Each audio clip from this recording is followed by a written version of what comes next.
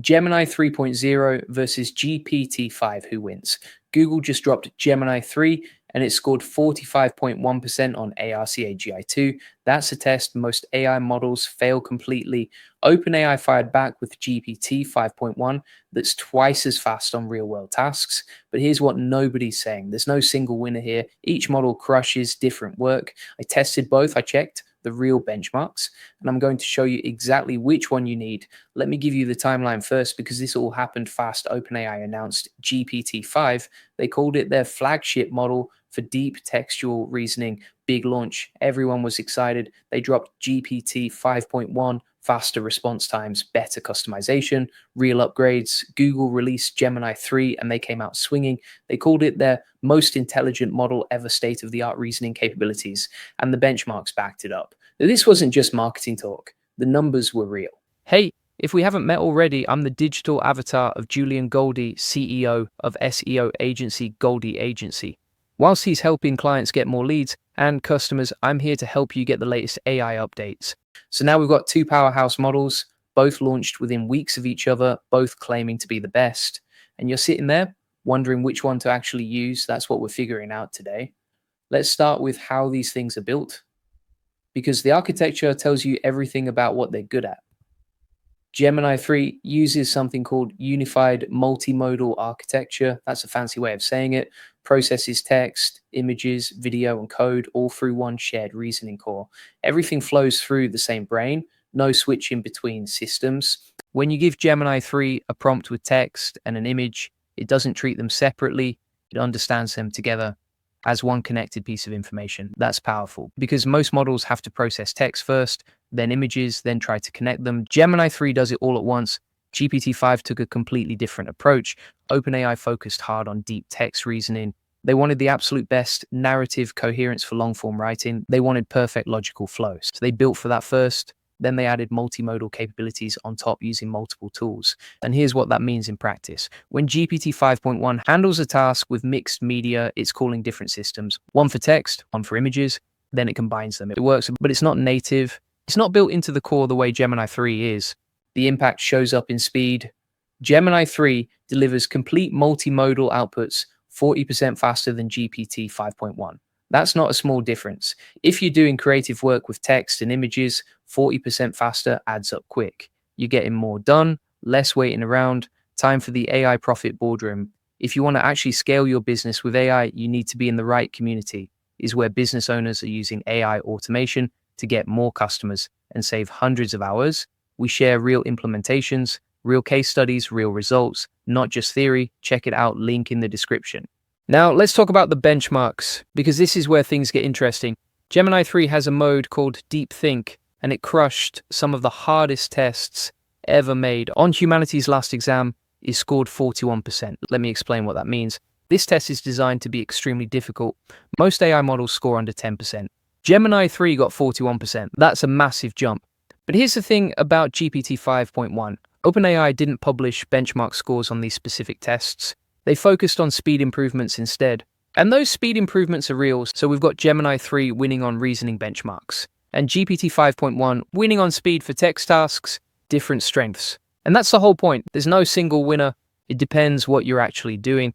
Let's get into real-world performance, because benchmarks only tell you so much. What matters is how these models perform when you're actually building something, when you're writing code, when you're solving real problems. Gemini 3 has been integrated into a bunch of coding tools. GitHub Copilot, Cursor, JetBrains, Replit, and third-party testing shows 35% higher accuracy in software engineering challenges compared to Gemini 2.5 Pro. That's a big improvement. Code resolution is better, fewer bugs, better suggestions. I tested Gemini 3 on building a data validation script. It handled edge cases well. It caught potential errors before they happened. The code was clean and well-structured. Comments were helpful. Everything worked on the first try.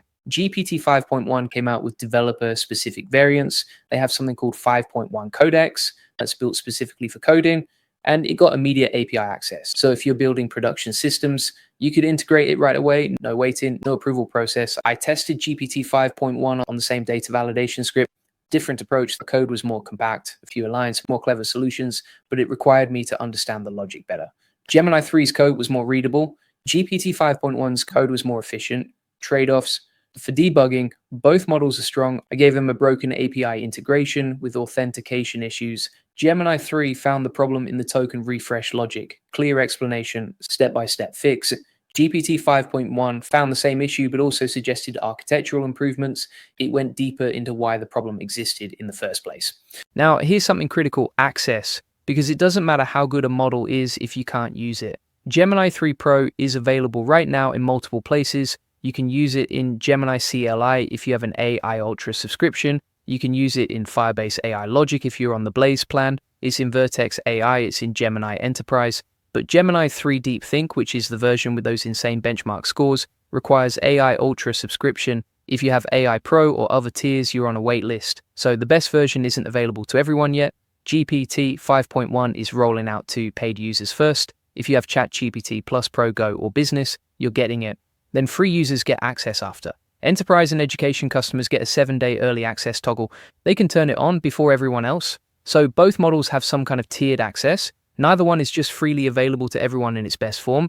That's important to know. Back to the comparison. Let's talk about pricing, because this affects your decision if you're running real workloads. Gemini 3 Pro costs $2 input and $12 output per million tokens if you're using up to 200K context. If you go over 200K context, it's $4 input and $18 output per million tokens. GPT 5.1 costs $1.25 input and $10 output per million tokens. That's for standard context. So GPT 5.1 is cheaper on the API side. Not by a huge amount, but if you're processing millions of tokens, it adds up. For consumer access, both Gemini Advanced and ChatGPT Plus are priced around $20 a month. That gets you access to the best models, higher usage limits, premium features, pretty similar offerings. But here's what matters more than price: which model actually fits your workflow. Because paying less for a model that's slower at your specific tasks costs you more in the long run. Your time has value. If a model saves you 10 hours a month, paying an extra $5 is nothing. Let me break down when to use each one. Choose Gemini 3 for multimodal integration. If you're working with text and images together, Gemini 3 is faster and more coherent. The outputs make more sense. Everything connects better. I use it for creating content that mixes writing and visuals. Choose Gemini 3 for structured output workflows. If you need consistent formatting, precise structure, technical documentation, Gemini 3 delivers.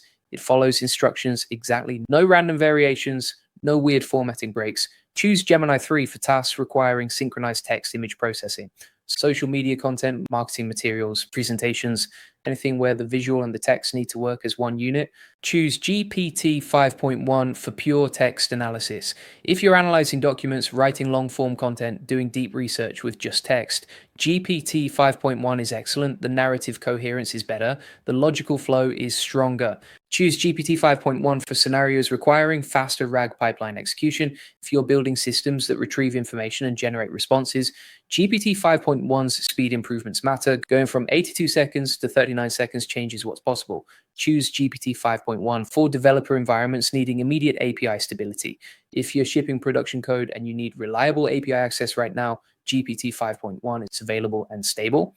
The bottom line is this: selection depends on your primary workflow. If you're doing multimodal creative tasks, Gemini 3 is your answer. If you're doing text-heavy analytical work, GPT 5.1's speed improvements benefit you more. I use both. That's the honest truth. I use Gemini 3 when I'm building content systems, when I'm automating social media, when I'm working with mixed media. I use GPT 5.1 when I'm analyzing data, when I'm writing strategy documents, when I'm planning out complex systems. And here's what most people get wrong: they think they need to pick one and stick with it forever.